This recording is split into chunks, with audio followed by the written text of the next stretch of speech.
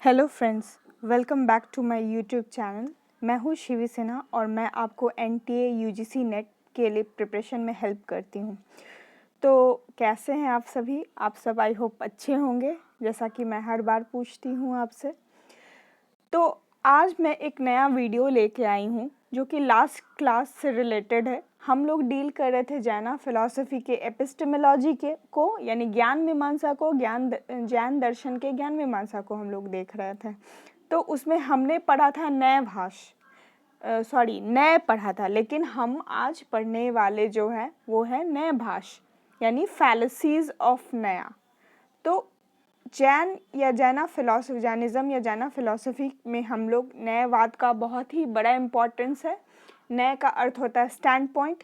तो इससे पहले कि हम लोग नएवाद की फैलेसीज यानी उनके जो नए भाष को पढ़ें, उससे पहले हम लोग जान लेते हैं, एक छोटा सा रिकैप कर लेते हैं। तो हमने क्या देखा था? हमने देखा था कि जैन के ज्ञान मीमांसा को दो भागों में, ज्ञान के साधन को दो भागों में बांट दिया गया था। एक तो है प्रमाण और दूसरा है नय। ठीक है, तो प्रमाण और नय में अंतर ये है कि प्रमाण जो है किसी चीज़ का ज्ञान, कोई चीज़ जैसा होता है उस तरह ही उसका ज्ञान लेते हैं, और हम ये तीन साधन से लेते हैं, जो कि है परसेप्शन यानी प्रत्यक्ष, दूसरा है इन्फरेंस यानी अनुमान, और तीसरा है टेस्टिमनी यानी शब्द या फिर अथॉरिटी, या फिर मतलब ट्रस्टेड पीपल के जो कथन है, या फिर तीर्थंकरों के कथन है जैनों के अनुसार, उसे हम लोग टेस्टिमनी की कैटेगरी में रखेंगे। ठीक है, तो जबकि नए जो है वो जो दूसरा आपका क्लासिफिकेशन है ज्ञान के साधन के रूप में, वो है कि कोई भी चीज़ का ज्ञान वो उसके संदर्भ में, क्योंकि हम जैन मानते हैं कि किसी भी वस्तु का जो है वो इन्यूमरेबल एस्पेक्ट होता है, यानी किसी भी चीज़ में बहुत अनंत गुण होते हैं, और हम लोग किसी एक चीज़ को पकड़कर उसको व्याख्या नहीं दे सकते, उसके अनंत गुण होते हैं। लेकिन मनुष्य सीमित होता है, तो किसी भी वस्तु के अनंत गुणों को नहीं जान पाता है, वो बस एक पर्टिकुलर चीज़ को पकड़कर ही उसकी व्याख्या करता है। ठीक है, और हम लोग किसी भी चीज़ का जो है वो पार्शियल नॉलेज या फिर अधूरा ज्ञान ही लेते हैं, हम लोग फुल नॉलेज उसका नहीं हो पाता है,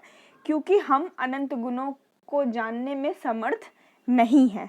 ठीक है, तो नए का अर्थ होता है एक स्टैंड पॉइंट, एक रिलेटिव नॉलेज, यानी मतलब जुड़ा हुआ नॉलेज, किसी चीज़ से मिलता जुलता नॉलेज, या पार्शियल नॉलेज यानी अर्ध ज्ञान जिसको कह सकते हैं। तो हम कह सकते हैं कि नए जो है वो किसी चीज़ का वो ज्ञान है जो उसके संदर्भ में, यानी उसके गुणों के संदर्भ में है। हाँ, भले ही हम उसके गुणों को पूरी तरह से नहीं जान पाते हैं, लेकिन उसके एक एस्पेक्ट को, एक पहलू को पकड़ के हम उसके बारे में कुछ स्टेटमेंट दे देते हैं। जैसे कोई लड़का है राम नाम का, जो किसी को अच्छा लगता है, किसी को बुरा लगता है, किसी को ठीक लगता है। तो ऐसा है कि उस बंदे में, उस पर्सन में अनंत गुण होंगे, लेकिन किसी व्यक्ति को जो है उसका बस एक ही गुण दिखा हो, इसीलिए वो उस गुण से उसकी व्याख्या कर रहा हो। ये जो व्याख्या करना हुआ, ये जो जजमेंट देना हुआ, इसी को हम लोग नए कहते हैं, यानी कि स्टैंड पॉइंट, जो कि एक पार्शियल या फिर रिलेटिव नॉलेज होता है। ठीक है, उस चीज़ से रिलेटेड नॉलेज होता है। ठीक है, तो नए जो है वो है relative partial knowledge of a thing from one's point of view और स्टैंड पॉइंट, यानी किसी व्यक्ति के पॉइंट ऑफ व्यू से कोई अगर जजमेंट दिया जाता है किसी भी वस्तु के बारे में, तो वो जो है उसके नए जो है एक स्टैंड पॉइंट हो गया, एक स्टेटमेंट हो गया, जो कि उसके अनंत गुणों में से किसी एक गुण को उठा के उसकी व्याख्या कर दी गई है। ठीक है, तो ये है नएवाद। और अब देखेंगे कि जब हम लोग इस नएवाद को पूरी तरह से एब्सोल्यूट मान लेते हैं, जैसे कि हम कहते हैं कि राम एकदम नहीं, वो एकदम बुरा लड़का है, और इसमें हम रिजिड हो जाए और इसी को हम सच मान ले। ठीक है, तो इस पार्शियल स्टैंड पॉइंट को हम सच मान ले, तो वो जो है वहाँ पे नए भाष शुरू हो जाता है। ठीक है, तो वहीं पे गलती शुरू हो जाती है जब हम किसी एक चीज़ को पकड़ के एकदम घसीटने लगे कि नहीं यही बात सच है या यही बात झूठ है, इसी चीज़ को लेके हम लोग उसी को डिस्क्राइब करने लगे। जब इसको हम सच मान लेते हैं किसी एक पार्ट को पकड़ के, तब हमारा फैलेसी शुरू हो जाता है। लेकिन यहाँ पे हम देख रहे एक पॉइंट है कि इसे ट्रूथ या फिर होल नॉलेज नहीं मान सकते। हाँ, इस स्टैंड पॉइंट को हम लोग होल नॉलेज मतलब एक स्टेटमेंट को सच मान सकते हैं। ठीक है, अगर कहते हैं, मैं कहती हूँ कि राम एक अच्छा लड़का, तो हो सकता है कि हाँ वो अच्छा लड़का हो, हम इसे सच मान सकते हैं। लेकिन ये पूर्णतः सच है, ये कहीं भी इसको मतलब ये सही नहीं होगा इसको पूर्णतः सच मान लिया जाए कि हाँ वो लड़का एकदम सही ही में अच्छा है, सब कुछ उसका अच्छा है। कुछ ना कुछ तो उसके अंदर बुराई या कमियां होंगी ही होंगी। तो हम जब ये मान ले कि नहीं वो एकदम अच्छा है, हर चीज़ में अच्छा, पढ़ने में भी अच्छा है, एक अच्छा लड़का भी है, एक अच्छा फैमिली मैन भी है, सब कुछ है, तब जो है वहाँ पे हम फैलेसी कमिट कर जाएंगे। क्योंकि नए का अर्थ होता है एक पार्शियल जजमेंट या फिर व्यू पॉइंट। ठीक है, तो जैनिज्म के अनुसार नए जो है वो रिलेटिव जजमेंट होता है, यानी जुड़ा हुआ, उस चीज़ से जुड़ा हुआ जजमेंट हो जाता है। इसीलिए जैनिज्म जो है हर वर्ड के आगे स्याद लगाते हैं। वो इससे अपनी फ्लेक्सिबिलिटी को दिखाते हैं कि हाँ हो सकता है कि मेरा बात सच हो या फिर हो सकता है नहीं भी हो। ठीक है, तो इसीलिए वो स्याद अस्ति शायद समहाउ, हाँ हो सकता somehow Ram is a good boy.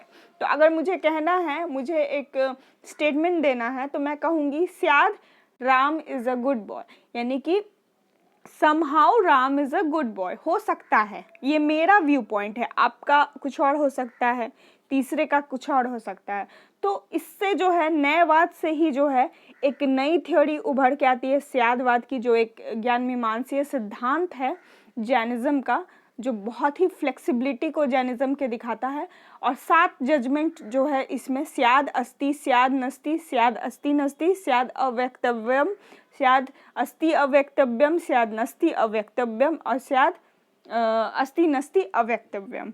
तो ये 7 स्टेटमेंट है जो कि इन 7 नए से निकल कर आया, उभर कर आया है। और इसे हम शब्दभंगी न्याय भी के नाम से भी जानते हैं, स्यादवाद के 7 जजमेंट्स को।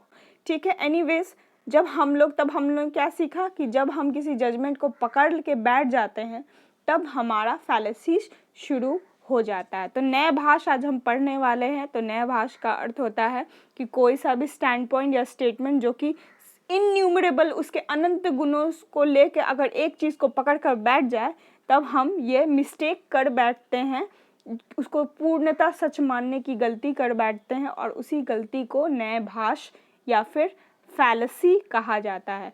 तो 7 तरह के नए बताए गए हैं और 7 नए में कुछ ना कुछ फैलेसीज है। लेकिन मैं आपको एक फैक्ट बता देती हूँ कि जनरली हम लोग जो है जानते हैं कि 7 नए को 2 भाग में भी डिवाइड किया गया, अर्थ नए और शब्द नए। तो जनरली हम लोग फैलेसीज जो है आज तक पढ़ते हैं अर्थ नए का। और यहाँ पे मैं यही बताती हूँ, पिन पॉइंटेड ही बताती हूँ, जो कि आपके एग्ज़ाम पॉइंट ऑफ व्यू से इम्पॉर्टेंट है और साथ ही साथ आपको एक बेसिक नॉलेज देता है। तो हमारे जो एग्ज़ाम पॉइंट ऑफ व्यू से इम्पॉर्टेंट है, हम लोग 4 ही नएभाष को देखेंगे, अर्थ नए के नएभाष को देखेंगे, शब्द नए में अपने आप ही नएभाष क्लियर हो जाता है। ठीक है, तो हम लोग, और अब सारे बुक्स में भी अब कहीं भी मिलेगा तो आपको 4 ही मिलेगा, और एग्ज़ाम में भी पूछा जाएगा तो 4 ही से पूछा जाता है जनरली। और अभी तक तो नहीं आया है, लेकिन मे बी फ्यूचर में मैं कोशिश करूँगी, हालांकि ये पढ़ाया नहीं जाता है अलग से। ठीक है, तो पहला जो है अर्थ नय में है, पहला जो है नैगम नय। तो नैगम नय में हम लोग क्या करते थे कि यूनिवर्सल और पर्टिकुलर गुणों को, यानी कि जो सार्वभौमिक और जो वस्तुनिष्ठ गुण हैं जो कहते हैं आप लोग, ठीक है, तो उसको भावात्मक गुण और जो भी गुण है, ठीक है, तो उसमें हम लोग फ़र्क करना भूल जाते हैं। ठीक है, हम लोग फ़र्क नहीं करते हैं। और जब हम लोग, ये कब फैलेसी उत्पन्न हो के आती है, जब यही जो यूनिवर्सल और पर्टिकुलर को हम लोग सच में रियल मान लेते हैं और उससे मतलब अलग अलग सच मान लेते हैं। जैसे पर्टिकुलर भी सच है और यूनिवर्सल भी सच है, दोनों ही को सच मान लेते हैं। जैसा कि न्याय भी बोलते हैं, वैशेषिक भी बोलता है कि वो जो है सामान्य और विशेष को सेम मान लेता है। अलग अलग तरह से सत्य, यानी सामान्य भी एग्जिस्ट करता है और विशेष भी एग्जिस्ट करता है, इंडिपेंडेंट होता है। कैटेगरीज वैशेषिक में आपने पढ़ा होगा, उसमें बहुत बार क्वेश्चन भी आता है कि सामान्य गुण इनमें से कौन सा, कर्म है, द्रव्य है, इस तरह का आता है क्वेश्चन। ठीक है, तो इस तरह के क्वेश्चन मतलब कि इसीलिए न्याय और वैशेषिक ये मानते हैं कि सामान्य भी उतना ही सत्य है, पूरी तरह से पूर्णता सत्य है, साथ ही साथ उसका जो है विशेष भी पूर्णता सत्य है। तो जब पूर्ण रूप से सत्य माने तो जैन के अनुसार फैलेसी होगा, क्योंकि हम लोग किसी चीज़ को पूर्णता नहीं जान सकते, उसके एक पार्ट को या अंश को ही जान पाते हैं। ठीक है, तो ये न्यायगम न्याय में जो फैलेसी होती है वो न्याय वैशेषिक द्वारा किया जाता है, क्योंकि वो जो है यूनिवर्सल यानी कि सामान्य और विशेष के में जो है उसका मतलब उसमें उसको अलग अलग रूप से एकदम सत्य मान लेते हैं, पकड़ के बैठ जाते हैं। ठीक है, दूसरा है संग्रह न्याय। संग्रह न्याय में हम लोग क्या करते हैं, सामान्य गुणों को मतलब एम्फसाइज करते हैं, उसको दर्शाते हैं और उसके मतलब विशेष गुणों को भूल जाते हैं, मतलब उसको हटा देते हैं, कुछ समय के लिए इग्नोर कर देते हैं। तो ऐसे में जो है फैलेसी, जब हम लोग यूनिवर्सल को ही सिर्फ एब्सोल्यूट रियल और मान लेते हैं और पर्टिकुलर को रिजेक्ट कर लेते हैं, यानी कि सामान्य को ही सत्य मान लेते हैं और पर्टिकुलर को रिजेक्ट कर देते हैं, तो उसको अनरियल मान लेते हैं, असत्य मान लेते हैं, तो उस वक्त जो है फैलेसी उभर के आती है, वो संग्रह न्याय की फैलेसी होती है, संग्रह न्याय भाष होता है।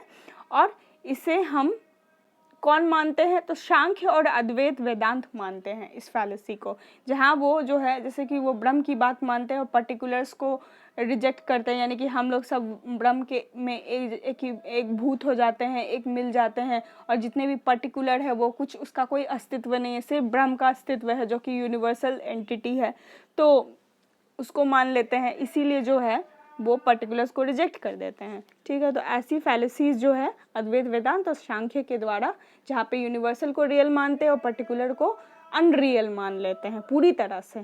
ठीक है, व्यवहार न्याय तीसरा है, व्यवहार न्याय। तो इसमें एक कन्वेंशनल पॉइंट ऑफ व्यू होता है, जिसमें हम लोग जो कॉन्क्रीट पर्टिकुलर विशेष गुणों को देखते हैं और उसके यूनिवर्सल गुणों को हम लोग इग्नोर कर देते हैं, रिजेक्ट नहीं करते, इग्नोर करने और रिजेक्ट करने में अंतर है। और जब व्यक्ति उसको इग्नोर के जगह रिजेक्ट करने लगता है, तब वो न्याय भाष कमिट कर लेता है। ठीक है, तो ये फैलेसी जो है वो तब होता है जब हम लोग यूनिवर्सल को रिजेक्ट कर लेते हैं और पर्टिकुलर को हम लोग रियल मानने लगते हैं, यानी जो भौतिक चीज़ें हैं या फिर जिनका जो हमें दिख रहा है, जिसका मतलब परसेप्शन हो रहा है, इन्फेरेंस हो रहा है, तो ऐसी चीज़ों को हम लोग रियल मानने लगते हैं। जैसा कि मटेरियलिज्म, जैसे कि चारवाक और कुछ बुद्धिस्ट रियलिस्टिक जैसे ये लोग मानते हैं, आपके बुद्धिस्ट रियलिस्टिक प्लूरलिज्म, यानी वो क्या बोलते हैं उसको, स्वतांत्रिक और वैभाषिक स्कूल मानते हैं, इस तरह का मतलब ये फैलेसी वो कमिट करते हैं। चौथा आता है ऋजुसूत्र न्याय। इसमें हम लोग मोमेंट्री चीज़ों को लेके चलते हैं, किसी एक मोमेंट को मान के चलते हैं, उसकी व्याख्या करते हैं, उसी को कुछ पल के लिए मतलब रियल मान के उसकी व्याख्या करते हैं, लेकिन वो भी मतलब एकदम पर्टिकुलर स्टैंड पॉइंट, वो होल ट्रुथ नहीं मानते। लेकिन जब हम उस मोमेंट को होल ट्रुथ मान लेते हैं, पूर्णतः सत्य मान लेते हैं, तब हम लोग ये फैलेसी कमिट करते हैं। जैसे कि हमारे रियल लाइफ में बहुत बार होता है कि अगर हमें लगता है कि कोई चीज़, अगर कोई घटना हो जाती है, हम लोग उसको पकड़ के बैठ जाते हैं, उस मोमेंट को पकड़ के बैठ जाते हैं, उसके कारण भी बहुत सारे प्रॉब्लम्स होती हैं। तो ये बिल्कुल उसी तरह की फैलेसी है, जब हम लोग किसी मोमेंट को एकदम एब्सोल्युटली रियल यानी पूर्णतः सत्य मान लेते हैं, पकड़ के बैठ जाते हैं, तब ये फैलेसी कमिट होती है, जैसा कि कुछ स्कूल ऑफ बुद्धिज्म के द्वारा होता है। ठीक है, तो अब जो है शब्द न्याय है। शब्द न्याय में इसमें जनरली आपको फैलेसी नहीं मिलेगी, और होती भी यानी कि वर्ड जो है किसी एक्शन को रेफर करता है, तो इसमें क्या ही फैलेसी हो सकता है, आप ही सोचिए। तो ये खुद में बताने लायक है। और समाभिरूढ़ न्याय में क्या होता है कि लिटरल मीनिंग यानी बॉन्ड, पंकज का अर्थ, जैसे कि आप बोलते हैं कि पंकज हर उस चीज़ को कहा जाएगा जो मिट्टी में जन्म लेता है। ठीक है, लेकिन हम लोग पारंपरिक रूप से हम लोग पंकज कमल के फूल को ही कहते हैं। अगर कोई कह दे पंकज कोई मिट्टी में रहने वाला कोई पक्षी है, उसको पंकज बोलने लगे, तब वो फैलेसी कमिट हो जाता है। इस तरह से देख सकते हैं। इभंभूत न्याय में हम लोग देखते हैं कि स्पेशलाइज्ड फॉर्म है वो समाभिभूत न्याय का, जहाँ पे गौ जब घूमेगा तभी वो गौ कहलाएगा, यानी काऊ जब मूव करेगा तभी वो काऊ कहलाएगा। अदरवाइज अगर वो सोया हुआ है या बैठा हुआ है तो उसको हम काऊ नहीं कह सकते हैं। तो ऐसे में जैसे हम लोग जनरली रियल लाइफ में गाय को गाय ही बोलते हैं, तो उसका लिटरल मीनिंग जो उसका मीनिंग होता है वो हम लोग इग्नोर करते हैं। जब इस नए में हम लोग अगर उसको मानने लगते हैं, यानी कि जब गाय बैठी भी हुई है तब भी अगर वो उसको गाय कह रहे हैं, तब उसमें फैलेसी आ जाती है। तो दोस्तों, कैसा लगा आज का लेसन? इसके बाद हम लोग जो है स्यादवाद देखेंगे और आगे की लेसन्स को कंटिन्यू करेंगे। Thank you very much. और आपको कैसा लगा मेरा लेसन, प्लीज़ मुझे कमेंट कीजिए, लाइक कीजिए, शेयर कीजिए, और आपको टाइम टू टाइम नोटिफिकेशन मिलते रहे, इसलिए बेल आइकन को हिट करें, अपने दोस्तों के साथ शेयर करें और इसे लाइक और सब्सक्राइब करना बिल्कुल भी नहीं भूलें। Thank you very much. See you in the next video. Bye bye.